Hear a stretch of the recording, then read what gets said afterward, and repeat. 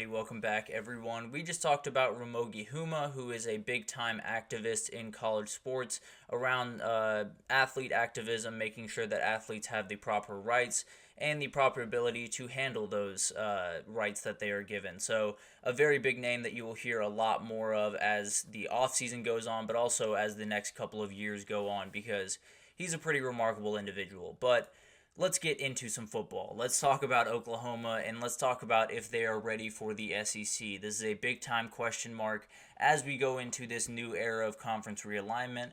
Are these new schools ready for what's waiting for them in their new conference? People are worried about, can Texas handle the schedule that is ahead of them in the SEC, although it's a lot nicer than Oklahoma's, which we'll get to here in a second. People are wondering if USC can handle the physicality that's coming for them in the Big Ten. So big time questions across the board.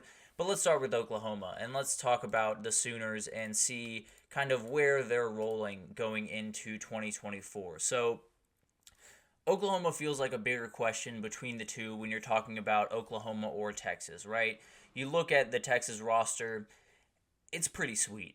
Pretty much top to bottom. There's a couple of holes here and there that you'll have to worry about. We'll likely get into Texas in their own segment, but Oklahoma feels like the bigger question mark. I think we can all agree on that, and it's because there's a couple of big-time things that are just not quite where you'd want them to be, and mainly the offensive and defensive line, and those could really hurt you, especially in the SEC. Things get a little bit more physical, and when they get more physical, the trenches become that much more important. So it'll be fascinating to see if they can, put together a really good offensive line, a really good D line, and handle that, or is that going to be the reason that they lose a couple of games? Because from where I'm standing, there's not a lot else that is wrong about this team or about this program. So when you look across pretty much the rest of their roster, leave out offensive line, leave out defensive line. I know that's a big-time caveat to throw in there, but just for a second.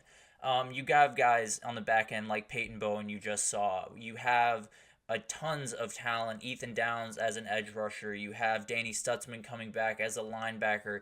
There's ability across this defense. Also on offense, you have one of the best wide receiver cores in the entire country. There's no question about that. You have a running back in Gavin Sawchuk that I expect to take a big step forward. And then you have that guy right there, Jackson Arnold, who is, I expect to take a big step forward. Obviously, the O-line has a ton to do with what happens there, but the reality is I expect him to be a much better player this upcoming year. I think this team has a lot of stuff in place. The big-time issue with that is the roster can be great. The coaching can be great. The strength and conditioning can be great. The NIL can be great. All of that stuff can be in place. If they're not elite, you're going to have a tough time really competing in the SEC. And I understand that it's all splitting hairs, and there's not necessarily some things that Oklahoma can't do in that, realm of things. They absolutely have the ability to have elite across the board. But right now, they might just be a step behind everyone else. And that's not to say it's, not an easy gap to kind of close, because they can absolutely do that fairly quickly. But when you look at the SEC every single year, when you look across the teams that are dominating, every year there is a very, very good team that just gets railroaded.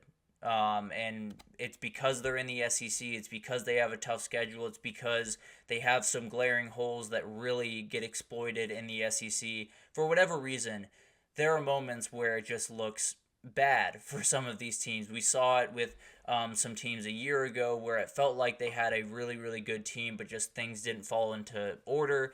This year, I kind of expect the same thing to happen with Florida, because there's a lot of really good things to like about Florida, but when you look at that schedule, it's an absolute nightmare. So they could be a 7-5 team and be a very, very good team, but that's the reality of the SEC. And the question is, for Oklahoma, are they going to be one of those teams? When you face teams like Tennessee, Texas, Ole Miss, Missouri, Bama, LSU, all in the same year, there's a little bit of worry. There's no two ways about that. And it's a little bit of a mean thing to do to the Sooners coming into the SEC, but that's the reality. When you've dominated the Big 12 for as long as Oklahoma has, you're going to walk in with a little bit of tougher schedule. And the biggest question to me isn't necessarily what this program has for the future. I think as of right this second, there are a lot of things in place for them to be a player in the SEC going forward.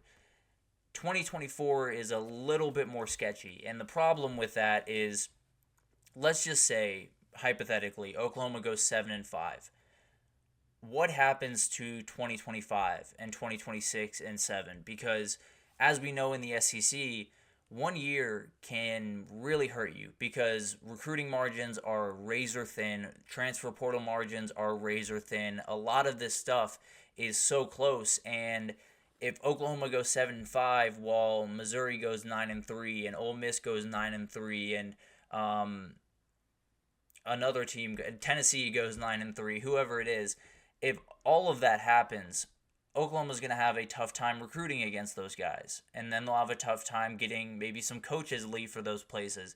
So the reality is the SEC is a game that is a absolute tightrope walk. And it's a little bit less so for some teams. You know, the Georgias of the world have their ducks absolutely in a row. There is no question that Georgia has elite ability on their roster, one of the best coaching staffs in the entire country. NIL is off the charts. Transfer portal, they know what they're doing. Recruiting, they're the best in the country. So Georgia, is the only one in the SEC in my mind that could not fall off a cliff in the next little bit. But the reality is the SEC is not too kind to teams that leave a little bit on the table, even in 1 year. So it could be that if a 2024, if they stumble out of the gate and look like not necessarily the Oklahoma they could look like, it doesn't necessarily stop affecting you after the 2024 season. It could affect you down the road, even 3 or 4 years down the road, depending on how the season goes. Now, all of that being said,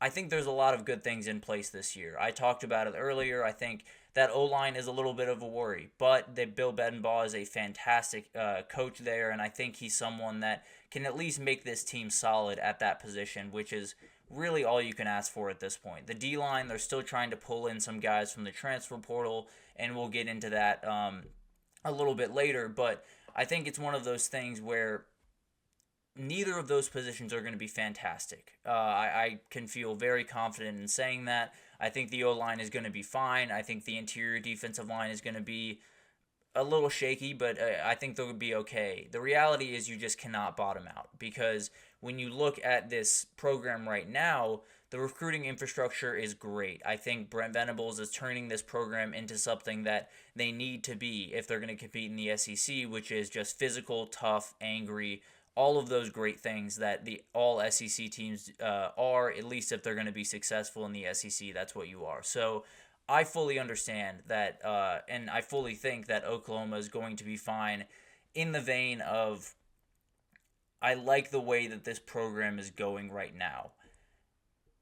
But as I said before, and as I've said probably a couple of times at this point, 1 year in the SEC where you don't meet the expectations that you had for yourself can torpedo the next 3. So let's say O-line and D-line are as big of an issue as they look like they could be on paper. This team could affect the program. I have full faith in what this program is right now.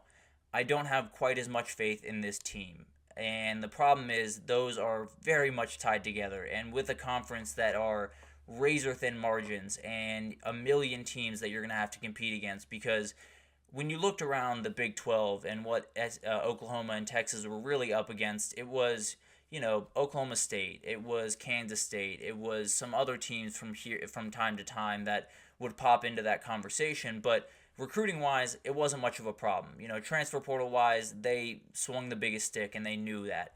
The SEC, that's not the case. Everything is razor thin margins. There's teams like Tennessee, like Missouri, like Ole Miss that are making their way up. And if Oklahoma comes out of the gate and falls on their face in 2024, they might just become a team that is not able to get up off their face until about 2027. So that's just the reality of the SEC. That's the world that you're stepping into.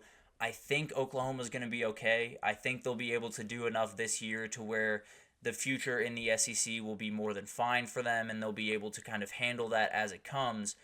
But there is that reality. There is that, chance that in a conference that is so tough to compete in, if you stumble out of the gate, it might be really, really hard to make up that ground in the future. So it'll be fascinating to watch this team kind of unfold. It's a very talented team at pretty much every position across the field. So I have a lot of faith in them to kind of pull it off. I have a lot of faith in Brent Venables to do what he needs to do to make it happen. But Oklahoma's in one of the weirdest positions in the entire country. It is a huge year for them, not only to, not to say that they have to, compete in the SEC or do anything crazy, but just keep your head above water. Win 8 or 9 games, show everyone that you belong, and then, work from there and continue this build that has been happening under Brent Venables, and I think will continue to happen. It's just, there's that big question mark that if the O-line and the D-line are what they look like on paper, things could get a little bit sketchy around Norman for the next couple of years. But we'll find out what will happen there as the season comes. It'll be fascinating to see if Oklahoma is ready. We won't really know until, boots are laced up and they're ready to go. But at the end of the day, I think this team is in a good spot, at least a relatively good spot right now. But that'll do it for that section of this show. We'll break down the transfer portal when we come back. A couple of big-time names have come off the board. Not a ton of intel left to give you, but definitely some big-time commitments, especially from Michigan and Ole Miss, that have some very interesting things developing in their rosters right now. So we'll break all that down right after this, so stick with us.